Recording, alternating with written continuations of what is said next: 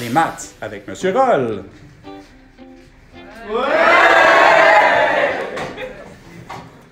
Bon, nous allons voir comment faire les fonctions trigonométriques de base. On a déjà vu le cercle trigo, on l'a construit, on sait que ça va être notre calculatrice pour le chapitre. Et donc, je te rappelle, le cercle trigo, c'est ton ami.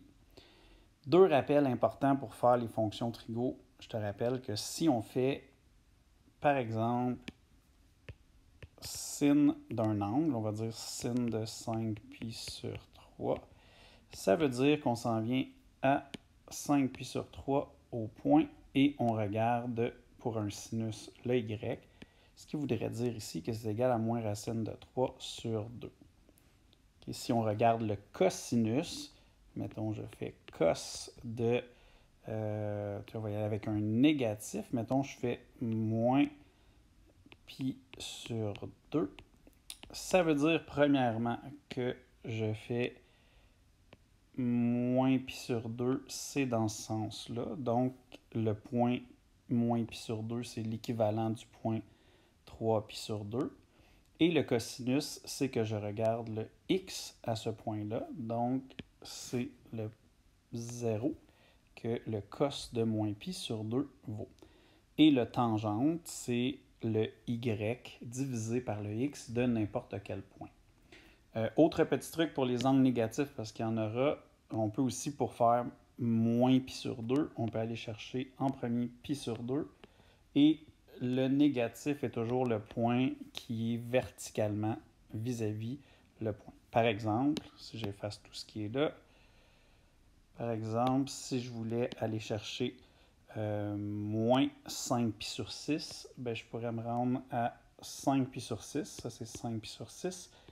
Et l'angle correspondant serait 7π sur 6. Donc, moins 5π sur 6 correspondrait un tour plus loin à 7π sur 6. C'est un petit truc pour aller chercher les angles.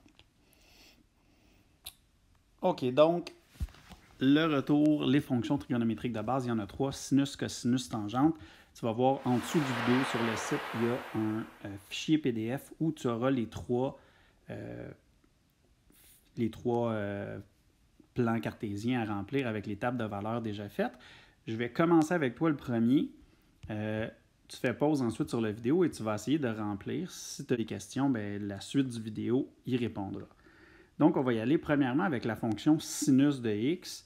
Ce que tu retrouves ici, le sinus de x, ce que tu retrouves ici, en fait, c'est le plan cartésien vide que tu as. Et c'est la fonction sinus de base. Donc, f de x est égal à sin de x. Et après ça, tu auras une analyse de fonction à faire, une analyse partielle. Donc, l'objectif, par exemple, ici, c'est de compléter la table de valeurs. Ça veut dire que, bon, je veux aller faire sin de 0 parce que le x ici, c'est 0. Je m'en vais sur mon cercle trigonométrique. Je m'en vais à l'angle 0. Je regarde le sin, donc je regarde le y de ce point-là. Et ça donne 0. Ce qui veut dire que je peux venir ici, placer mon 0. Tu vas remarquer sur la fonction sinus, j'ai déjà fait la graduation. En fait, il manque ceci qui va disparaître parce que j'ai effacé des choses. Donc, la graduation, si on veut, je l'ai faite par case de pi sur 6, donc 30 degrés, si on veut, en degrés. En radians, ça fait pi sur 6.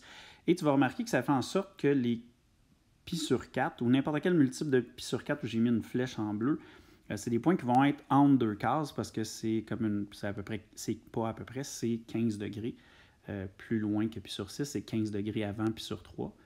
Donc, le pi sur 4 est situé en plein milieu entre le pi sur 6 et le pi sur 3.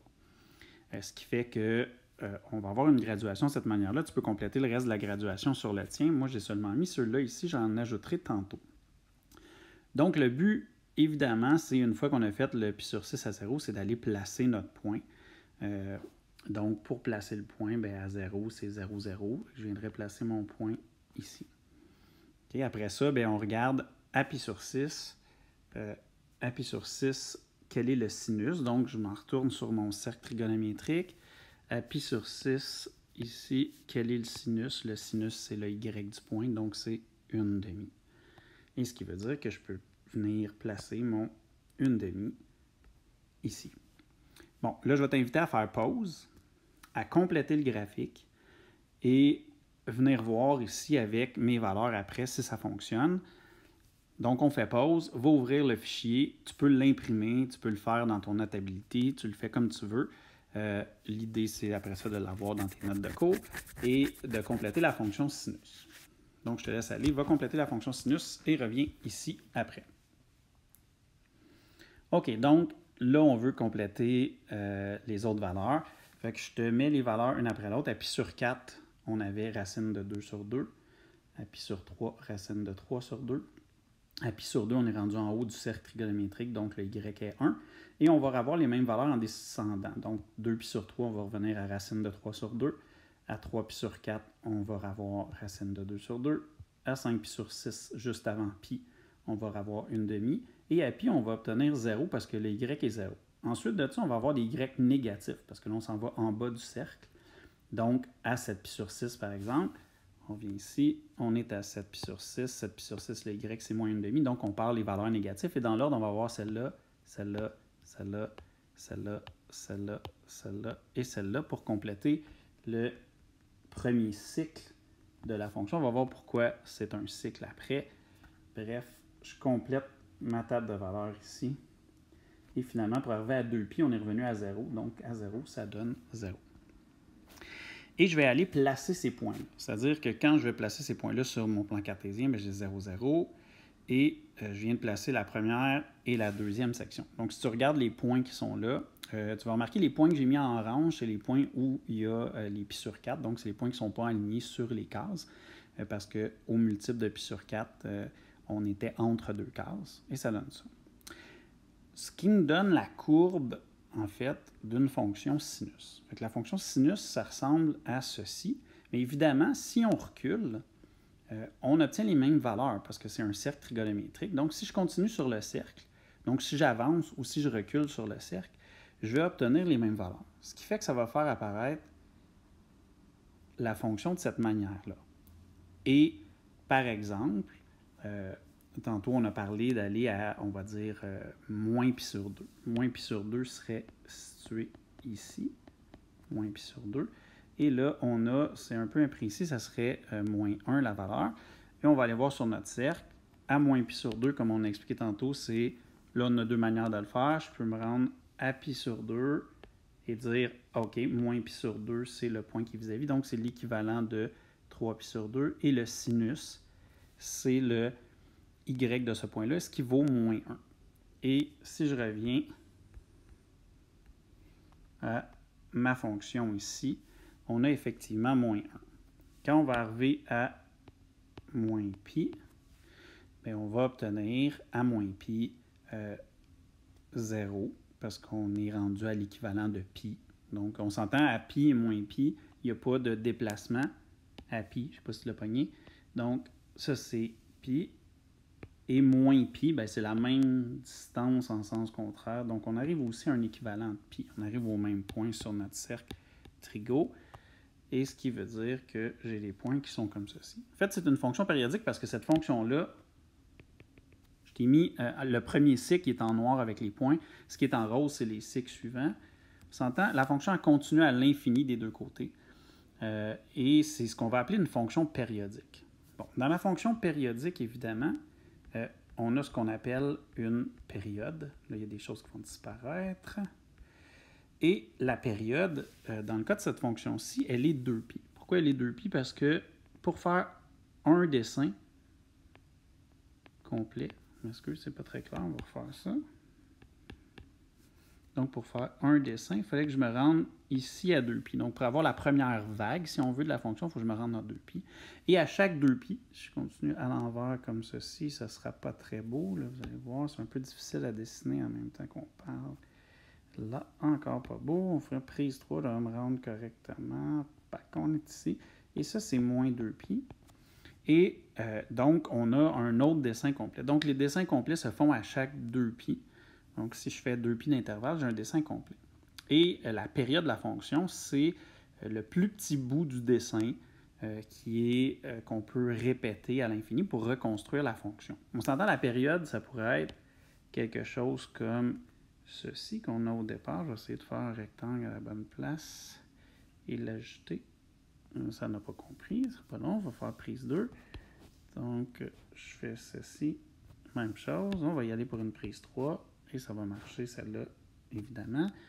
Et là, ce que je veux, en fait, c'est d'aller chercher ma fonction. Donc, ça ici, le bloc que je viens de te dessiner là, c'est une période de la fonction. Par contre, ce bloc-là, je pourrais dire que je le déplace comme ça, fait mettons, d'un minimum à un minimum, et c'est encore un dessin complet de la fonction. Et je pourrais aussi le prendre d'un maximum à un maximum, et j'obtiens encore une période, donc un dessin que je pourrais couper et reproduire la fonction au complet. Ça va, donc la période. Et ce que contenait le rectangle, ça s'appelle un cycle. On va y aller maintenant pour l'analyse de cette fonction-là. C'est une analyse partielle. Tu vas essayer de la faire sur ta feuille, parce que tu as déjà l'information qui est ici. Donc, je te demande dans l'analyse partielle seulement le domaine, le codomaine et les zéros.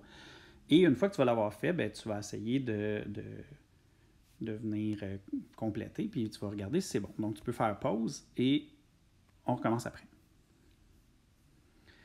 OK. J'imagine que pour le domaine, ça allait. Le domaine de cette fonction-là, c'est ce qu'il y a sur notre axe des x. Donc, où l'axe des x est valide, c'est partout. Et ce qui veut dire que le domaine de cette fonction-là, c'est les réels. On va se rendre. Les réels. Et le codomaine, j'imagine que tu as compris que c'était la zone qui était ici, donc de moins 1 à 1, qui sont inclus, parce que la fonction va toucher moins 1 et 1. Donc, le codomaine, c'est moins 1 et 1. Où ça va se compliquer, c'est les zéros de la fonction. Parce que des zéros, il n'y en a pas un, il n'y en a pas deux, il y en a une infinité. Et les zéros, on peut les identifier ici. Il y a celui-là, celui-là, celui-là, celui-là. Il y en a d'autres qui sont avant, ça veut dire 1, 2, 3, 1, 2, 3, ici à moins 2 pi. Il y en a d'autres qui sont après. En fait, ce que tu vas remarquer entre les zéros, c'est que chaque zéro est espacé de pi. C'est-à-dire que si je prends lui, j'y ajoute pi, j'obtiens celui-là. Et si je prends lui et que j'y ajoute pi, j'obtiens celui-là. Et si je prends lui et que j'y enlève pi, j'obtiens celui-là. Si je prends lui et que j'enlève pi, j'obtiens celui-là.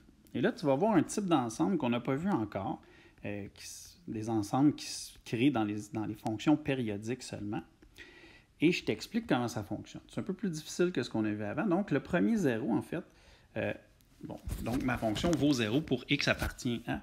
Et le premier zéro, c'est 0. Donc, ici, on a 0, qui est le premier zéro. Et le suivant, c'est pi. Donc, j'y ajoute pi. Et j'ajoute pi fois un certain nombre de fois pi. Okay. Pourquoi un certain nombre de fois pi? Parce que je peux ajouter une fois pi, je peux ajouter 2 fois pi, je peux ajouter 3 fois pi, 4 fois pi, 5 fois pi, etc. Ou je peux enlever une fois pi, enlever 2 fois pi, enlever 3 fois pi. Et ça ici, le nombre de fois que je suis en train d'écrire, c'est les nombres qui appartiennent aux entiers. Donc, c'est les entiers. Et je vais te montrer un peu comment ça fonctionne, ce type d'ensemble-là. C'est comme si j'étais une machine à transformer les entiers. Donc, je prends les entiers. Les entiers, tu les connais, c'est moins 2. Ben, en fait, c'est moins l'infini jusqu'à plus l'infini avec les nombres non décimaux. Donc, mettons, moins 5, moins 4, moins 3, moins 2, moins 1, 0, etc. Et je vais prendre une partie des entiers et je vais les passer dans la machine à transformer. Donc, je vais prendre moins 2, par exemple. Quand mon n vaut moins 2, ça fait pi fois moins 2. Et pi fois moins 2, ça fait moins 2pi. Quand ensuite je passe moins 1, qui est un entier, n c'est un entier, donc je mets un entier dans le n, et ça fait moins 1 fois pi, donc ça fait moins pi. Quand je mets 0, ça va donner 0 fois pi, 0. Quand je mets 1, ça va donner pi. Et quand je mets 2, ça va donner 2pi. Et ce qui veut dire que l'ensemble que je viens de créer là en écrivant pi fois n tel que n appartient aux entiers, c'est ce qui est en bas. Donc, c'est cet ensemble-là ici qu'on est en train de créer. Et tu peux remarquer, on va remonter, donc moins 2pi, moins pi, 0, pi, 2pi. Et c'est ce que j'avais surligné tantôt. Ça veut dire que c'est ce point-là, moins 2pi, moins pi, 0, pi, 2pi, etc. Et c'est l'ensemble qu'on a. Et on peut continuer parce que c'est les entiers, donc ça continue à l'infini. Ça va? Hey, avoue qu'on est bien maintenant qu'on a compris. Ha ha! Et c'est ce qui conclut